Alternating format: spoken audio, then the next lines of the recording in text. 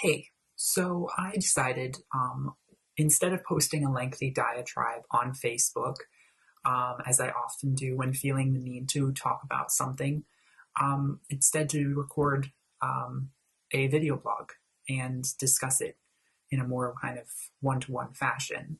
I find that can be very beneficial for um, purging kind of any kind of emotion that's really attached to something. You just need to say, whether it's to a blank wall or to a person or to a camera or to yourself, whatever. It really helps.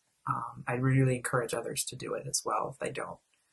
Um, and I wanted to talk about depression and also kind of a little bit touching on where I've been in the last 6 months to a year of my life in just like a 15-minute, just little video because I have been really struggling in the last year or so with some major issues, as I think many people are. I could talk a lot about the election and politics. I could save that for another video, or I've probably gotten a lot of that off of my chest already anyway. So, that notwithstanding, because that's a very dark thing in itself, um, I want to talk about hope and finding light in the dark times that I think we are living in currently, socially, economically, and obviously politically. But in terms of personal experience, which is fundamentally the most important, um, I can sense that others and definitely myself were going through some really hard times. And even at this time in our life, being in our early 20s and going into adulthood through all these different avenues and paths, it's a very confusing time. And I think that is one thing I really want to touch on here in terms of I know this is my experience with depression, which is not severely clinical by any means. I'm more clinically diagnosed with anxiety disorder than I am with depression. But I certainly suffer from those characteristics to some degree, and I could see them escalating further down the road if I don't do things to correct my thought process and behavioral patterns in my life now.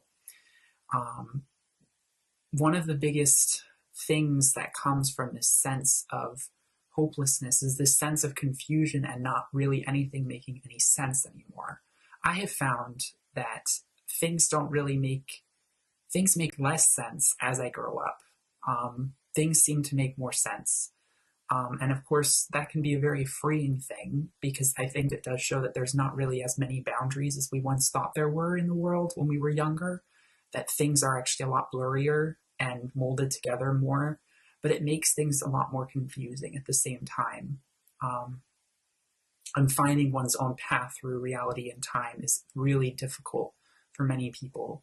You have so many choices and too many choices, in my opinion. I almost find the influx of choices in my day to day life overwhelming so that I just want to shut down and go to sleep because I don't know what path to take. I'm so overwhelmed by all of the stimulus of social media and, the outside world that's very connected that we live in right now. It's not necessarily a simplistic sort of lifestyle that a lot of us lead anymore. It's very chaotic, and we all are keeping track of and aware of things and events all over the world that people didn't used to have to keep track of because of the lack of internet, which is a blessing and a curse. And dealing with social media is a big thing I wanted to touch on because that's something that I am struggling to break my addiction with. Hence my deletion of Twitter recently, which was actually, it might not sound like a big deal, but for me, it was a really big deal.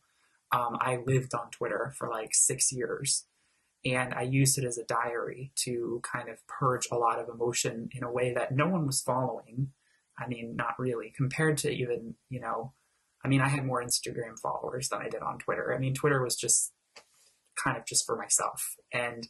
But getting rid of it now for like a few weeks, I've been sort of like, withdrawal has been hard for it because I'm like, I want to feel like I need to be a part of some kind of sphere of world online, but I really need to realize that that's not necessarily the most important thing. I actually need to focus more on my own life and not on my cyber life, and not worry so much about what a celebrity is tweeting or doing, and worrying more about what I'm doing. So this is a slow step. I'm not going to delete Facebook but sometimes I really want to. But as an artist, Facebook is like my number one marketing tool. So I definitely need to keep hold of that.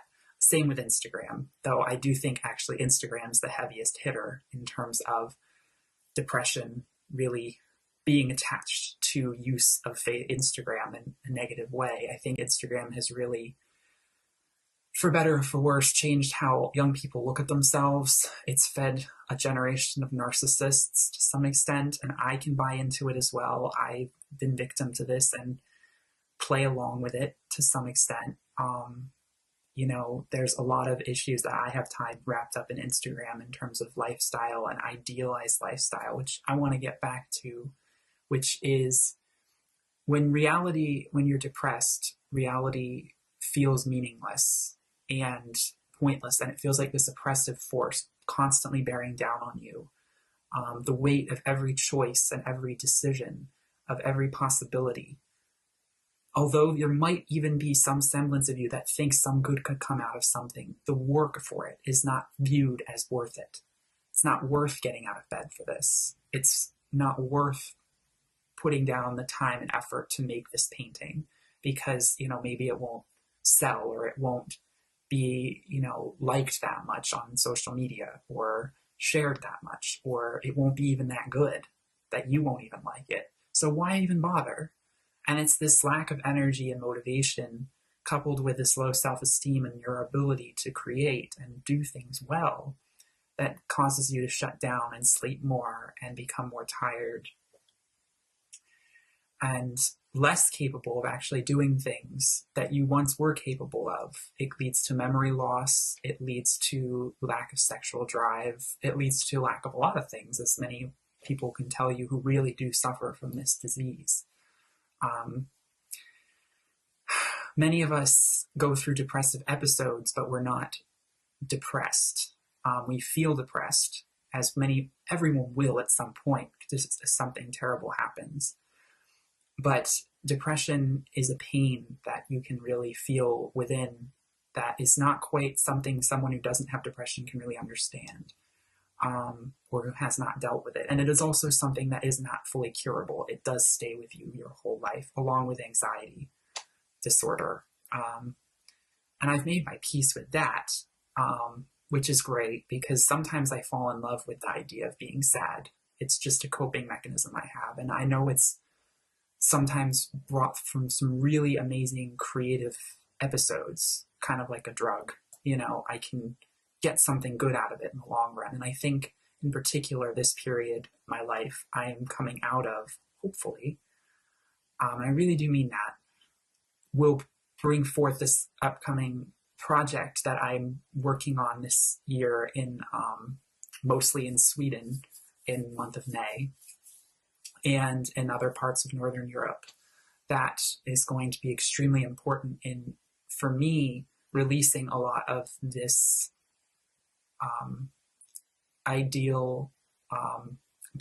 ideological kind of confusion and freeing of my identity as a freed self in a natural environment. It may sound cheesy to say that, but it's what this project is fundamentally about. Losing yourself and finding yourself at the same time in the complete unknown, and you're in an environment you've never been before, completely out of your comfort zone, but yet feeling so close to home more than ever before. That feeling of this is where I belong and this is who I am. So with depression, all of these thoughts day to day accumulate and create this very sort of behavioral, habitual thought process and pattern that keeps you stuck in this cycle. And I've lately been really struggling and trying to flip my perspective on everything. I've tried this before and it's never really worked that well, but I'm really trying to dig deeper in how I really do react and view and think about different aspects of life and reality and when things happen to me. Because I think that ultimately it comes down to how we react to things. Like, anyone could probably tell you, but it's about, having a sense in yourself of faith that you will make the right decision in every sort of aspect of your life, that you trust yourself and love yourself so much that you would never feel as though you'd make the wrong decision. There is no wrong decision. You are just doing what you need to do. You may not know it at the time, but when you look back on it, it will make sense because you know who you are and you know your instinct and you follow that and you will never go astray. I really believe that. Like my instinct is pulling me to Northern Europe at this time to create this work. I can't say no to it. I'm a slave to it. I have to go. I have to create this before anything else can continue in my life, it feels to some extent.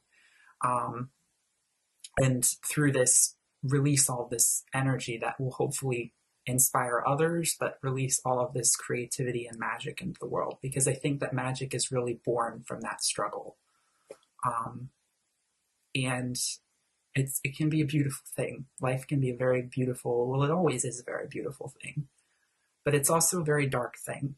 But dark can be beautiful. It depends on your perspective.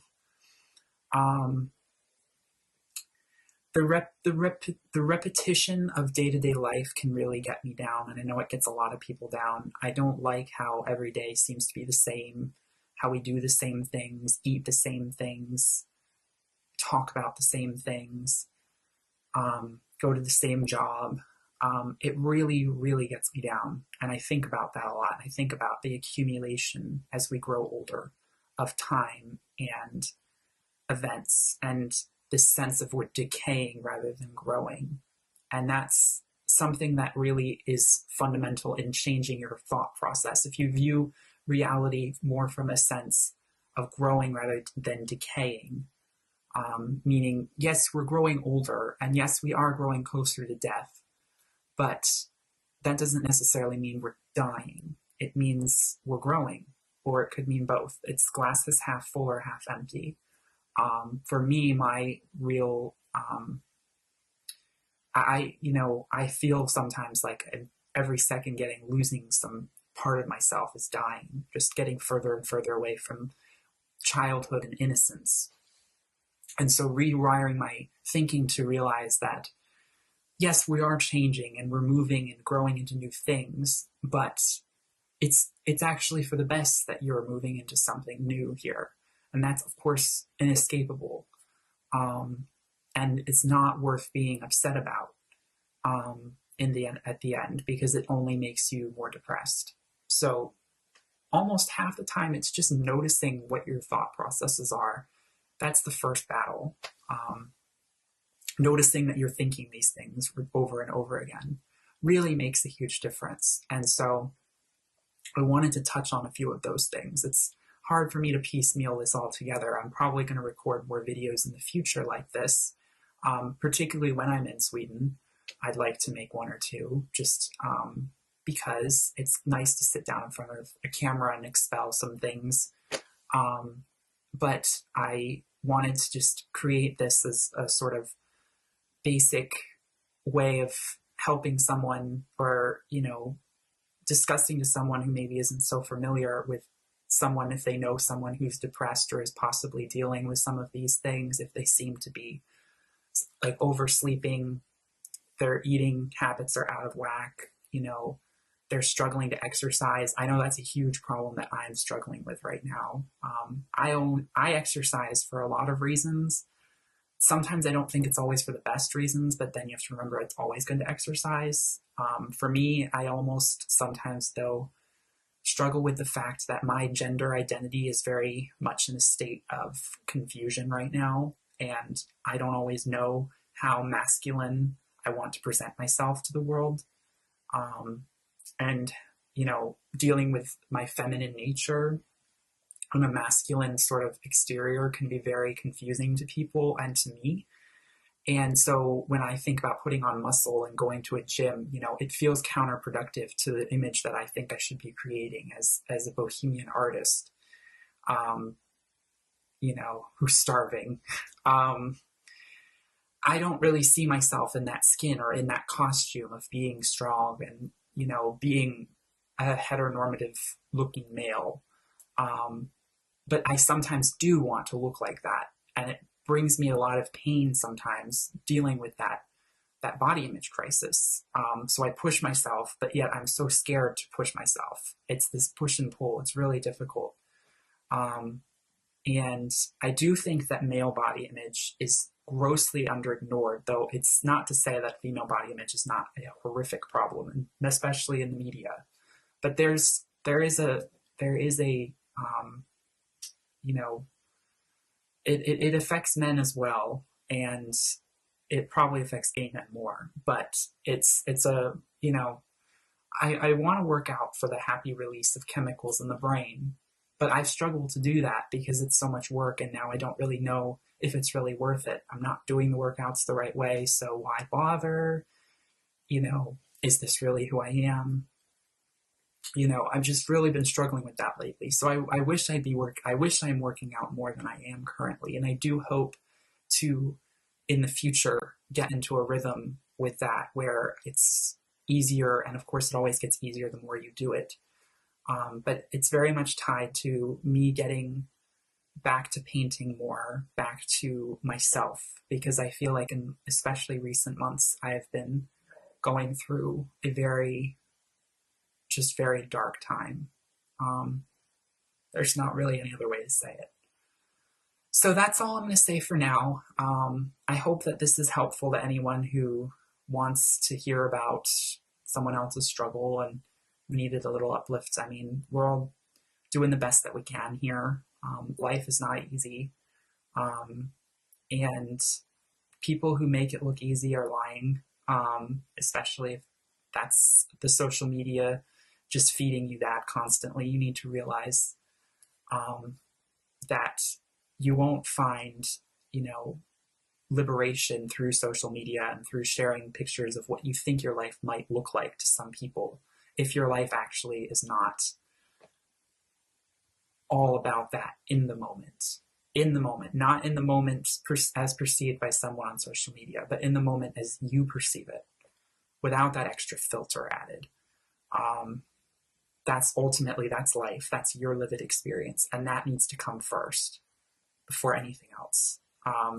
That way you can feel an ultimate compassion so that you can love and be compassionate towards others, and then feel love in return and form relationships and so on. So I will talk more at another point. I hope everyone has a wonderful day, and peace, love, and light to all. May 2017 bring forth tons of wonder and light. Thank you.